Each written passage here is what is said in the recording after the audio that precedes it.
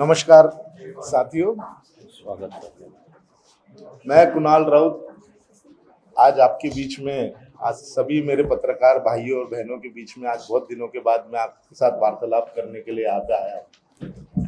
दोस्तों, आप जिस तरह से देख सकते हैं, मेरे पीछे एक बैनर लगा है, आप पढ़ सकते हो यहाँ पे, लोकशाही वाचवा बैलेट पेपर आना, ऐसा एक बैनर लगा है यहाँ पे पीछे। दोस्तों, मैं आज कुछ दिन पहले हमारे इधर के नागपुर शहर के सभी माजी नगर सेवकों की एक बैठक हुई और वो बैठक में एक डिसाइड हुआ कि एक कमेटी बनाई जाए और इलेक्शन के ऊपर चर्चा हुआ बहुत। आप देख सकते हो कि पिछली बार जो चुनाव हुए 2024 में विधानसभा के चुनाव हुए, उस चुनाव के ऊपर बहुत सारे भारी आरोप किया गया। उसको देखते हुए हमारे नागपुर शहर के सभी मैक्सिमम नगर सेवकों ने एक डिसाइड किया, सभी पक्ष के, कि एक कमेटी बनाई जाएगी कि बैलेट पेपर लाओ, लोकशाही बचाओ। ऐसी एक कीर्ति समिति बनाई गई और उस समिति द्वारा आज ये प्रेस कॉन्फ्रेंस यहाँ पे लिया जा रहा है। मैं यहाँ पे आज आपके बीच में यही बात कहने आया हूँ कि जब ये लोगों के बीच में गए, आम नागरिकों के बीचों में गए, हम सब गए, तो लोगों का यही कहना है कि हमें ईवीएम पे अभी विश्वास नहीं रहा। मैं भी एक युवा हूँ, आपके बीच में, आपके शहर का एक युवा हूँ, तो मुझे भी ऐसा लगता है कि आगे अगर ईवीएम पे अगर चुनाव होगा तो हमारी लोकशाही को खतरा होगा। तो इसीलिए आज आपके माध्यम से हम यहाँ पे, हम सभी, हमारे साथ यहाँ पे माजी नगर सेवक सुरेश जग्यासी जी, उमेश बोरकर जी, मनसे के मंसूर खान जी, सुरेश पाटिल जी, दीपक खोबरागड़े जी, हमारे अभी बीएसपी से माजी नगर सेवक और हमारे बीच में अभी उपस्थित अभिषेक शेम्बरकर जी, और सभी हमारे कांग्रेस और सभी पक्ष के यहाँ पे लोग उपस्थित हैं। दोस्तों, बेसिकली मैं आपके बीच में ये कहना चाहता हूँ कि जो आने वाले स्थानिक स्वराज के जो इलेक्शंस है, ये इलेक्शन बैलेट पेपर में होना चाहिए, इसकी मांग हम यहाँ पे करने आए। आने वाले 18 जुलाई को हम राज्य इलेक्शन आयोग के पास हमारी पूरी कमेटी के साथ ये निवेदन लेने जाने वाले हैं। इसके बीच में हमने बहुत सारे कार्यक्रम ऐसे रखा है कि 25 जुलाई को हम जिला स्तरीय जन जागृत मुहिम, यानी हम लोग एक बैलेट पेपर की मॉक वोटिंग का हर चौक पे प्रयत्न करेंगे। साथ ही साथ में उसके बाद हम एक सिग्नेचर कैंपेन भी रखने वाले हैं, और अगर हमारी ये बात नहीं मानी गई तो एक जन आंदोलन हम लोग यहाँ पे करने जा रहे हैं। मैं ये भी बता सकता हूँ, अगर मैंने आपको ये बताया नहीं रहता था तो मेरे ऊपर अभी अर्बन नक्सल घोषित किया गया रहता था। मैं इसलिए आपको पहले बताने आया हूँ कि हम एक जन आंदोलन यहाँ पे खड़ा करना चाहते हैं। अगर मैंने बिना बताया ऐसे जन आंदोलन खड़ा किया रहता था तो मेरे को अर्बन नक्सल घोषित किया गया रहता था, क्योंकि मेरे पे 250-300 के ऊपर केसेस हैं। दोस्तों, आज आपके माध्यम से मैं पूरे नागपुर शहर और महाराष्ट्र राज्य को विनंती करता हूँ, सभी नागरिकों को विनंती करता हूँ कि हमारे समान, एक समान सोचने वाले जितने भी संगठन हो, जितने भी लोग हो, जितने भी नागरिक हो, जितने भी राजनीतिक दल हो, वो हमारे साथ इस कमेटी में, इस मुहिम में जुड़िए। क्योंकि आज अगर हम हमारी लोकशाही को नहीं बचा पाए तो आगे का भविष्य ये अंधकार में रहेगा। आप देख सकते हो, 15 सालों से महानगर पालिका ये बीजेपी की इसमें थी, तभी भी आज भी हमारे नागपुर शहर में जब भी बरसात आती है तो लोगों के घर में पानी घुसता है कि नहीं घुसता है? अभी भी बहुत सारे जगह पे लोगों के घरों में पानी घुसा। इनकी केंद्र में सत्ता थी, इनकी राज्य में सत्ता है, इनकी महानगर पालिकाओं में सत्ता थी, जिला परिषदों में सत्ता है, तभी भी ये विकास ना कर पाए। इसलिए हम सब यहाँ पे आज उपस्थित होके यही चाहते हैं कि आने वाले महानगर पालिका या स्थानिक स्वराज के जो चुनाव है महाराष्ट्र भर में, ये बैलेट पेपर में होना चाहिए और इससे जनता का बस विश्वास इलेक्शन कमीशन के ऊपर बढ़ेगा। मैं बाकी का चर्चा करने के लिए सुरेश जग्या जी से विनंती करूंगा, वो कृपया दो शब्द।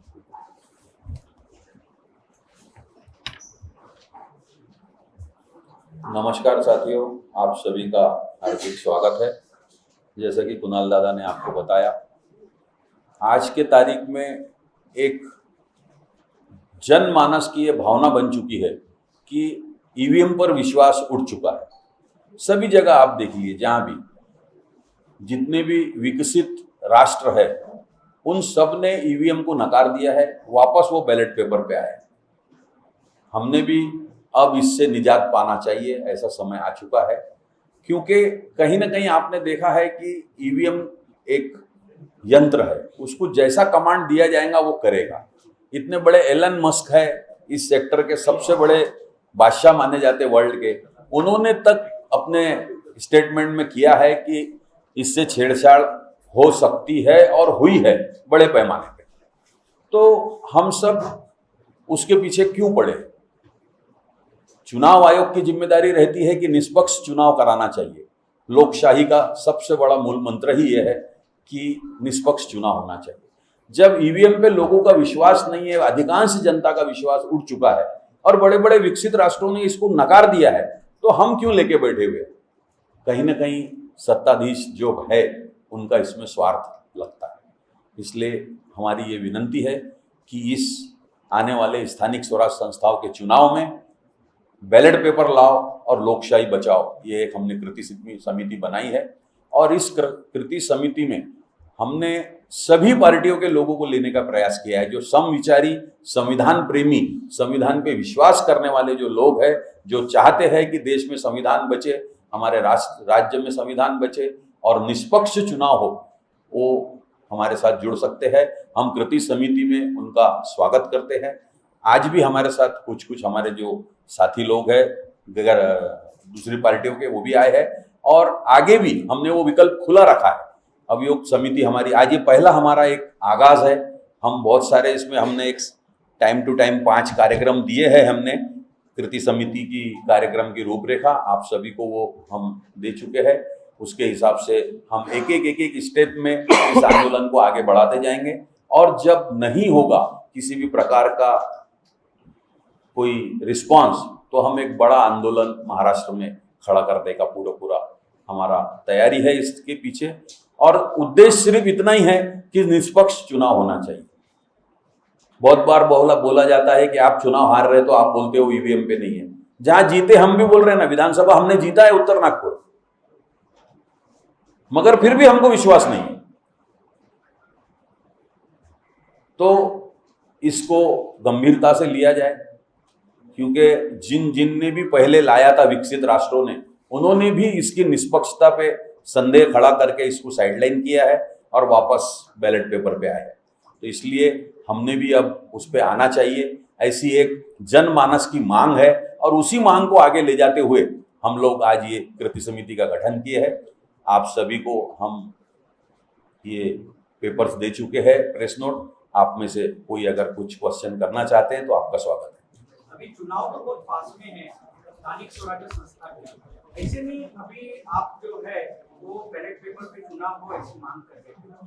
यदि मान के चलो अगर बैलेट पेपर पे चुनाव नहीं होता, चुनाव आयोग नहीं मानता और ईवीएम पे ही चुनाव हो जाता है, तो आपकी क्या रणनीति है? हमारा विरोध करना हर नागरिक का अधिकार है। संविधान ने हमें अधिकार दिया है। हम पुरजोर विरोध करेंगे और शासन को मजबूर करेंगे, चुनाव आयोग को, कि हमें बैलेट पेपर पे चुनाव कराने की हमारी मांग को मंजूरी दी जाए। अगर नहीं करते हैं तो आप खुद समझदार हैं, हम तो आंदोलन ही कर सकते हैं। बाकी तो अब चुनाव आयोग के ऊपर भी सुपर कंट्रोल इन्हीं लोगों का है। आजकल देखा जाता है, आज देश में पहली बार ऐसा हुआ कि चुनाव आयुक्त को नियुक्त करने की प्रक्रिया को बदल दिया गया। ये क्या दर्शाता है? कितनी बड़ी बात है। अगर आप निष्पक्ष हो तो आप उसमें क्यों कर रहे हो ऐसा? बाकायदा उसमें 3 जनों की कमेटी थी जिसमें नेता विपक्ष थे, प्रधानमंत्री, माननीय प्रधानमंत्री थे और चीफ जस्टिस थे।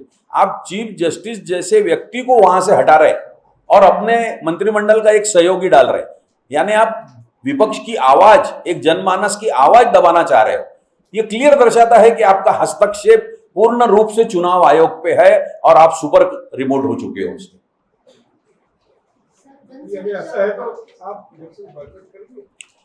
सर, अब बायकॉट करना एक विकल्प नहीं है, क्योंकि बायकॉट भी करेंगे तो वो चुनाव करा लेंगे। चुनाव करा लेंगे तो जो थोड़ा अंकुश हम लोग लगा सकते विपक्ष में भी आके, वो भी खत्म हो जाएगा और वो तो चाहते ही वो है। तो बायकॉट तक तो हमने अभी तक सोचा नहीं है, पर परिस्थिति अनुसार अगर जैसा डिमांड रही, जैसी पब्लिक की मांग रही, जैसा हमने वातावरण देखा, तो अगर जरूरत पड़ी तो हम बायकॉट भी करेंगे। सर, ये बिहार जो है सो लोकतंत्र की धरती है। अभी वहाँ पर 2-4 जिलों में जिला पंचायत का परिषद का चुनाव हुआ जो ऑनलाइन वोटिंग के अनुसार हुआ। लोग दिल्ली बॉम्बे कलकत्ता जहाँ भी रहते हैं, जिनका नाम वोटर लिस्ट पर था, सब ऑनलाइन वोटिंग किए। इसको चुनाव आयोग ने लोकसभा विधानसभा में भी लाने का प्रयास किया और इसको एक सफल बताया। इसको आप कैसे देखते हैं? ऑनलाइन वोटिंग चुनाव आयोग शुरू किया। ऑनलाइन वोटिंग का अनुभव हमें महाराष्ट्र वालों को तो नहीं आया अभी बिहार में आपने 2-4 दिन पहले जो बताया कि हुआ है, अब वहां के जो अनुभव आएंगे उसके ऊपर फिर एक कृति समिति विचार करेगी, क्योंकि आज के तारीख में जब तक वहां के प्लस माइनस नहीं समझेंगे तो अपने को उतना समझेगा नहीं, क्योंकि अपने यहाँ हुआ नहीं है। सर, जन सुरक्षा विधेयक जे आहे ते लोकशाही विरोधी आहे, ते गळचेपी करणारे विधेयक असं तुम्हाला वाटतं? थोड़ा हिंदी में बोलेंगे तो अच्छा है। जन सुरक्षा विधेयक ते मंजूर झालं. ये विषय आज का नहीं है ना मैडम, आप इस पे बात करेंगे ना। नाही सर, पण तुम्ही जे आंदोलन करण्याची भाषा करता हे याच्याशीच रिलेटेड आहेत ना हे प्रश्न? मी तर म्हणतो ना ये तो बोले ना, कुणाल जी ने वही बोला की की मी तुम्हाला सूचित करायसाठी आलो आज इथे, आज प्रेस कॉन्फरन्स याच्यासाठी आलो की सरकारला सूचित करत होतो की आम्ही आंदोलन करणार आहोत. नाही सूचित केला तर ते मला म्हणणार कि भैया ये भी अर्बन नक्सल है. मैं सिटी में रहता हूँ, ये भी अर्बन नक्सल. मेरे पे तो 250 के ऊपर केसेस थे आज भी.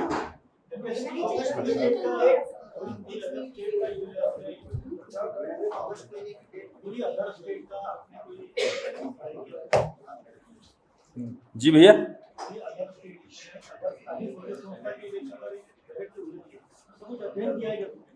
उसमें हमने अध्ययन किया है कि जहां जहां बैलेट पेपर पे बहुत सारे स्थानिक स्वराज संस्थाओं के कहीं कहीं होते हैं, तो उसमें ये देखा गया है कि जो सत्ताधीश है आज के, उनके विरोध में ये रहता है।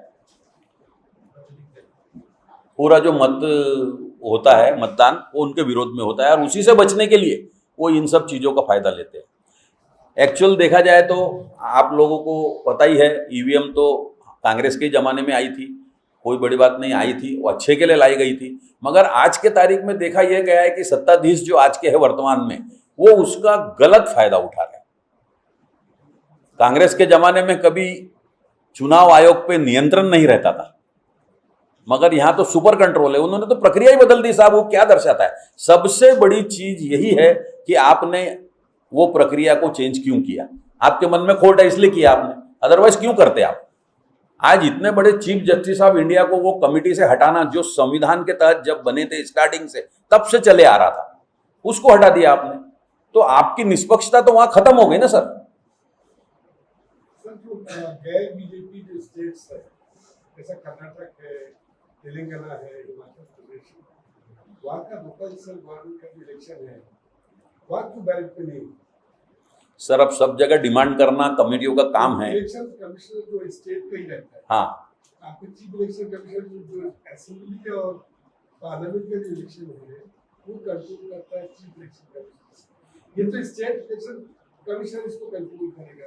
तो जो गैर बीजेपी का जो स्टेट्स है, वहाँ पहले वो आपका कहना सही है, मैं समझ गया, मगर मेरे ख्याल से स्टेट इलेक्शन कमीशन को भी जो directly control by chief election officer commissioner, मतलब दिल्ली स्टेट को भी वही करते हैं डायरेक्शंस।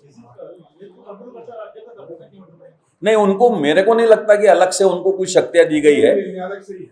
हाँ, टोटली तो फिर तो हमारे यहाँ पे महाराष्ट्र में हमारे जो चुनाव आयुक्त साहब ने मानना चाहिए। ये मैं वही बोल रहा हूँ, हाँ, हाँ। ये चीज गैर बीजेपी शासन जो समझ गए बात सर। पूरी है। सर अब हमें यहाँ तकलीफ दिख रही है। तो बेंगलोर में क्यों नहीं सबसे पहले हम लोगों ने ये मुद्दा उठाया, हमें गर्व है हमारे युवा नेता कुणाल राउत और पूरी हमारी टीम के समझ में आया कि अपन ने कुछ न कुछ करना चाहिए बैलेट लाने के लिए, क्योंकि बैलेट पेपर ही एक ऐसी चीज है जिसके ऊपर कोई यंत्र नहीं है, कोई रिमोट नहीं है, कोई कुछ नहीं है। अपने विवेक से, अपने स्वयं विवेक से वो मतदान कर सकता है। और सिर्फ समय थोड़ा काउंटिंग में ज़्यादा लगता है। मैं समझता हूँ पोलिंग में भी समय नहीं लगता सर ज़्यादा। अगर अच्छे से 2-3 ऑफिसर अच्छे बैठे रहे तो जितना समय 90 सेकंड, 60 से 90 सेकंड इसमें दिया गया है और 60 से 90 सेकंड में वो भी होता है करीब करीब, तो वो तो नहीं लगता। सिर्फ at the time of counting वो होता है। तो वो तो सर अब अमेरिका में भी जब राष्ट्रपति का चुनाव होता है तो 2-2, 3-3 दिन तक उनके रिजल्ट आते रहते हैं। सर आपको ऐसा लगता है कि उत्तर नागपुर से आमदार भी ईवीएम मशीन से? सर हमें ये लगता है कि हमारी जो लीड आई है ना वो कम हो गई।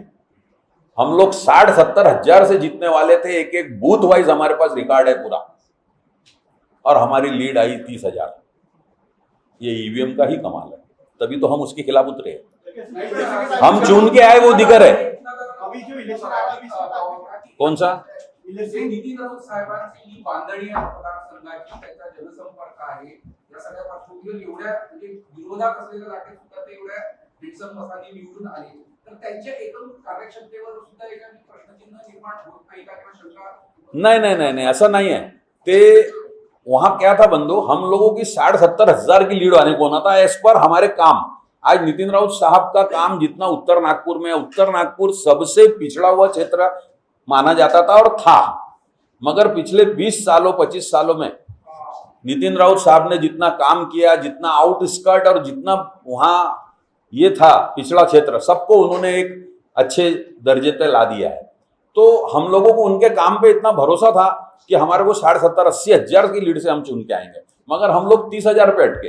भले चुन के जरूर आए, चुन के आना ही था, वो विषय नहीं था, पर हमारी लीड जरूर कम हुई। तो कहीं ना कहीं उसमें हो सकता उसका भी कमाल हो।